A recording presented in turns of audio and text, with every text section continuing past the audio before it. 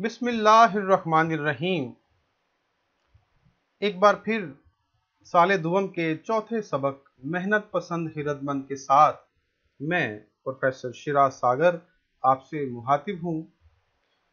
अजीज तलबा, मुसन्निफ का नाम है मौलाना मोहम्मद हुसैन आज़ाद और इस सबक की सिन्फ है तमसील निगारी और इसका माखज़ है नहरंगे ख्याल। इस सबक पर आज हमारा तीसरा और आखिरी लेक्चर होगा।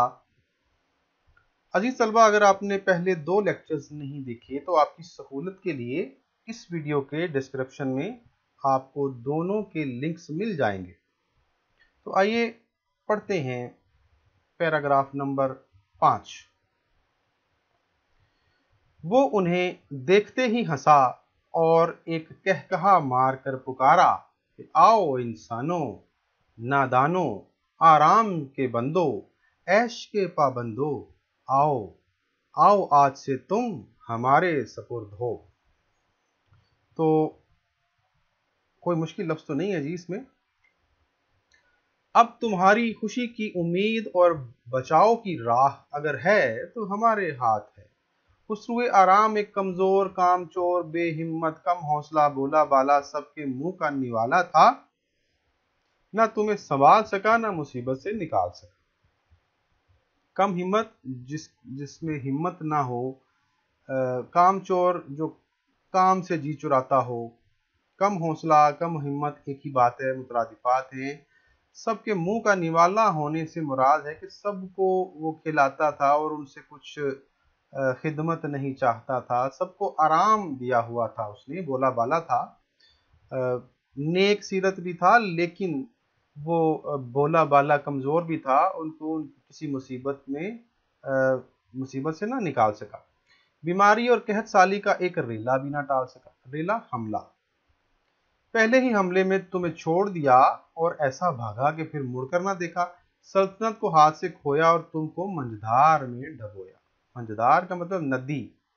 आज से तुम हमारी खिदमत में हाजिर रहो, हमारी आवाज पर आया करो। हम तुम्हें ऐसी ऐसी तदबीरें सिखाएंगे कि जिससे ये शोरियत जमीन की दूर हो जाएगी।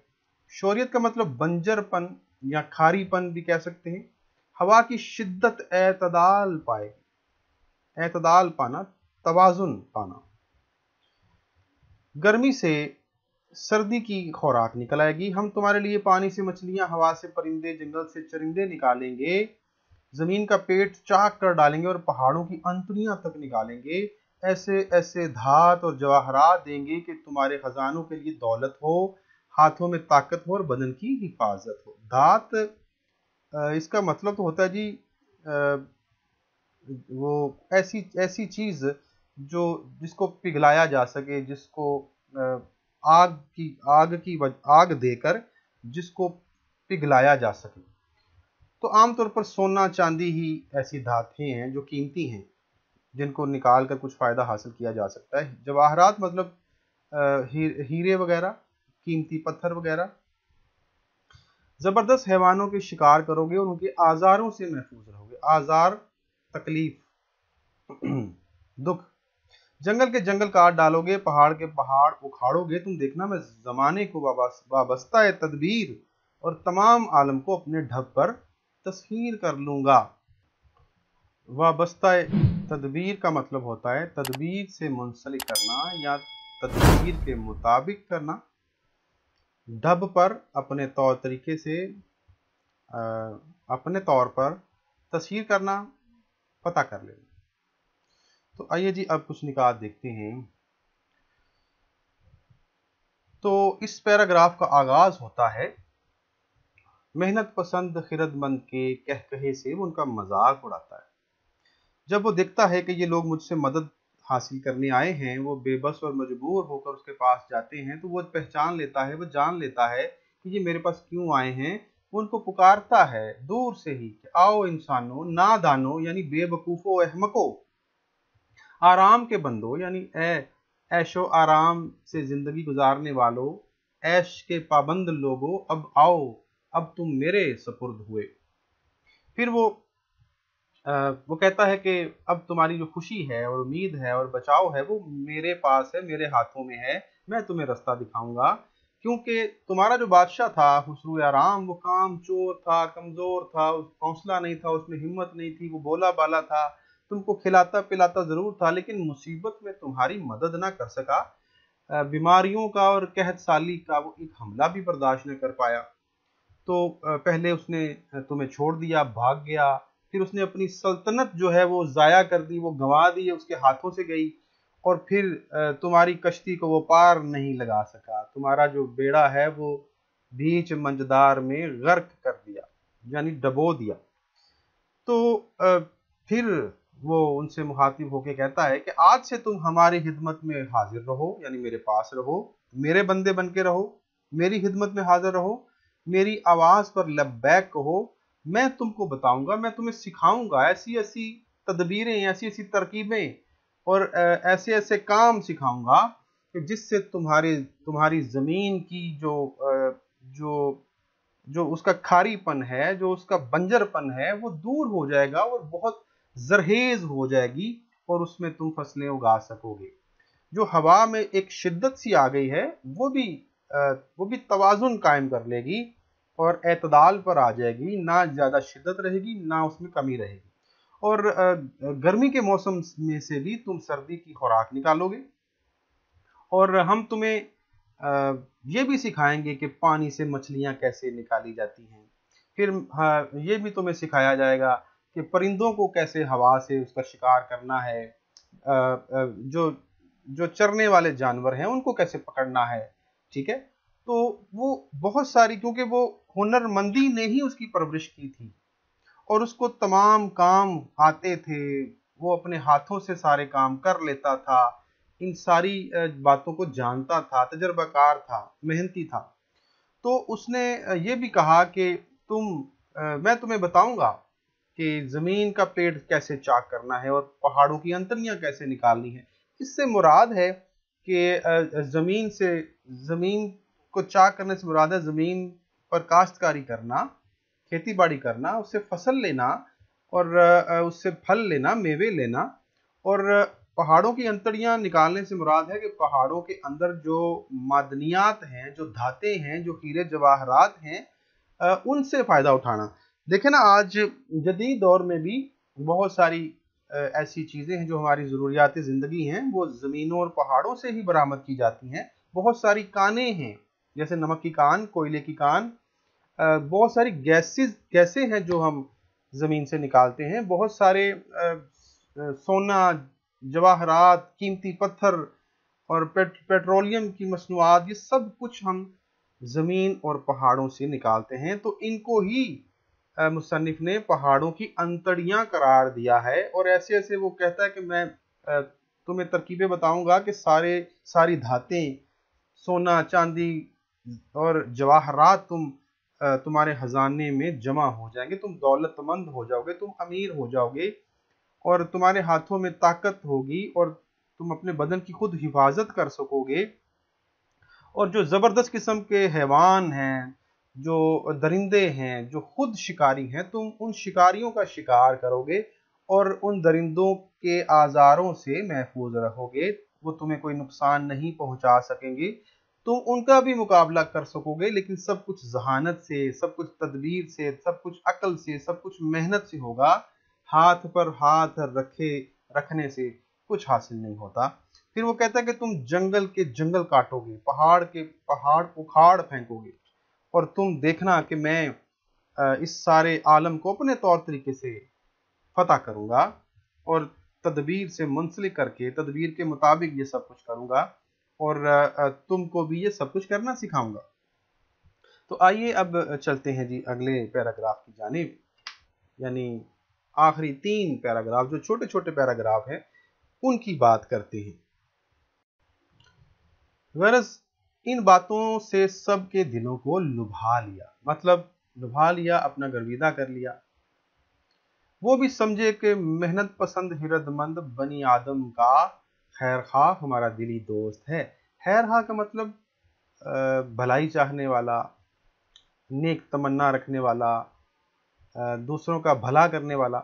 हाथ जोड़ जोड़ اس کے پاؤں پر گرے، ہمت اور تحمل اس کے پہلو میں کھڑے تھے، اسی وقت انہیں جماعت مذکور پر افسر کر دیا۔ دو اور کردار آگے جی، ہمت اور تحمل، تو نام سے ہی ظاہر ہے کہ ان کا کام کیا ہوگا۔ ہمت کا مطلب حوصلہ، جرت، تحمل کا مطلب برداشت۔ تو یہ دو اور کردار تھے جو کہ محنت پسند خردمند کے ساتھ کھڑے تھے، اس کے معاون تھے، اس کے مددگار تھے، اور ان دونوں کو محنت پسند خردمند نے جماعت مذکور پر افسر کر دیا۔ مذکور کا مطلب جس کا پہلے ذکر کیا جا چکا ہو۔ وہ لوگ جو اس کے پاس آئے تھے، وہ جماعت جو اس کے پاس مدد لینے کے لیے آئے تھے، ان لوگوں پر ہمت اور تحمل کو افسر مقرر کر دیا کہ تم اس کے ماتحت، اس جماعت کو کہا کہ تم ان دونوں کے ماتحت کام کرو گے، یہ تمہارے افسر ہیں، ان کی بات مانو، تم کامیاب ہوگے۔ الغرض ہمت اور تحمل ان سب کو جنگلوں اور پہاڑوں میں لے گئے، کانوں کا کھودنا، اتار چڑھاؤ ہموار کرنا، تالابوں سے پانی سینچنا، دریاؤں کی دھاروں کا رخ پھیرنا سب سکھایا۔ لوگوں کے دلوں پر اس کی بات کا ایسا اثر ہوا تھا کہ سب دفعتاً کمریں باندھ، آنکھیں بند کر دیمک کی طرح روئے زمین کو لپٹ گئے تھے۔ دیمک جو ہے جی ایک چھوٹا سا نہ نظر آنے والا بہت باریک کیڑا ہوتا ہے جو لکڑی میں گھس جاتا ہے یا کتابوں میں گھس جاتا ہے اور ان کو کھا جاتا ہے، ٹھیک ہے جی۔ تو یہاں محاورتاً آیا ہے، اس پر بات کرتے ہیں۔ سینچنا، آب پاشی کرنا یا پانی لگانا وغیرہ وغیرہ۔ عالم صورت چند روز میں رنگ نکال لایا، مگر نئے ڈھنگ سے، یعنی ساری زمین شہر، قصبوں اور گاؤں سے بھر گئی، کھیت، اناج اور باغ میووں سے مالا مال ہو گئے، میووں سے مطلب پھلوں سے۔ شہروں میں بازار لگ گئے، عمارتیں آسمان سے باتیں کرنے لگی، گھر آباد ہو گئے، جدھر دیکھو ڈالیوں اور گلزاریوں میں میوے درے، دسترخوان گھروں میں سجے، ذخیرے غلوں سے بھرے، کیا گھر کیا باہر، اس کے سوا کچھ نظر ہی نہ آتا تھا۔ غرض محنت پسند خردمند نے اس فرما بردار رعیت کی بدولت یہ کامیابیاں اور فتوحاتی نمایاں حاصل کر کے سلطان محنت پسند کا لقب حاصل کیا۔ لقب وہ نام جو عوام کی طرف سے کسی خوبی کی وجہ سے، خوبیوں اور صفات کی وجہ سے دیا جاتا ہے، اور جا بجا ملک اور شہر قائم کر کے اپنی سلطنت جمائی۔ جا بجا جگہ جگہ جی۔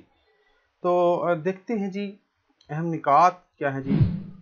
تو ہمت اور تحمل جو ہے ان کا ذکر بھی اس پیراگراف میں آیا ہے۔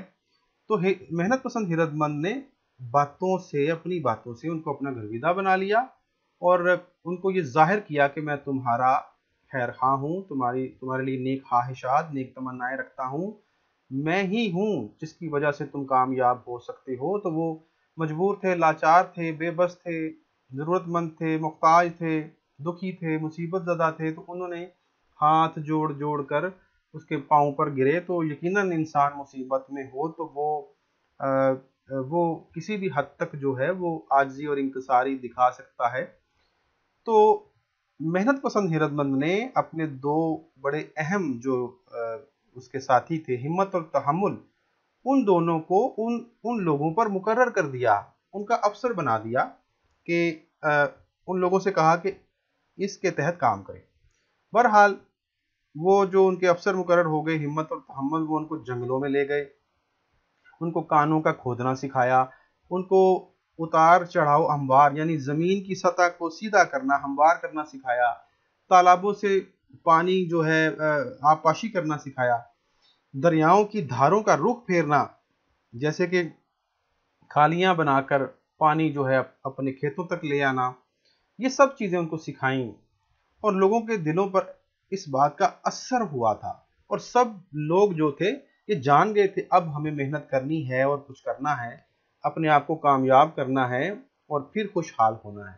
تو اچانک سب لوگوں نے کمریں باندھ لی، یعنی پکا ارادہ کر لیا، مضبوط ارادہ کر لیا، آنکھیں بند کر لی، اور یعنی دوسرے کاموں سے اپنی آنکھیں ہٹا لی، اور اس طرح زمین کے ساتھ لپٹ گئے کہ جیسے ایک کیڑا جو ہے وہ کسی لکڑی اور کتاب کو لپٹ جاتا ہے اور اس کو کھا جاتا ہے۔ تو یہ محاورتاً استعمال ہوا ہے، مطلب کہ زمین پر انہوں نے بے انتہا محنت شروع کر دی اور اس پر کھیتی باڑی شروع کر دی، اور اس کی شوریت کو دور کرنے کے لیے اس کو نرم کیا، اور پانی سینچا تاکہ وہ نرم ہو سکے، اور آب پاشی کر کے اس کو فصلوں کے قابل بنایا۔ بہرحال یہ چند ہی دنوں میں دنیا ایک نئے ڈھنگ پر جو ہے سامنے آئی، ایک نیا رنگ اس کا سامنے آیا۔ زمینیں آباد ہونے لگیں، آبادیاں بڑھنے لگیں، شہر بننے لگے، قصبے اور گاؤں بننے لگے، دنیا بھر گئی۔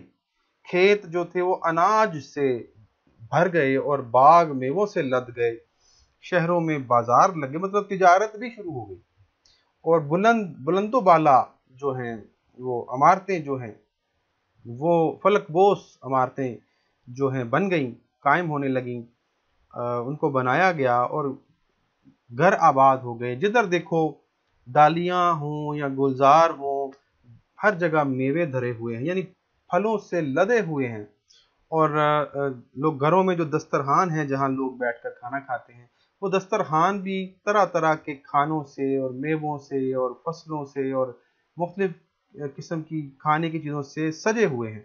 ذخیرے بھی غلوں سے اور اناج سے بھرے ہوئے ہیں، گھر ہو یا باہر ہو، ہر جگہ یہ سب چیزیں ہی ان کو نظر آتی ہیں۔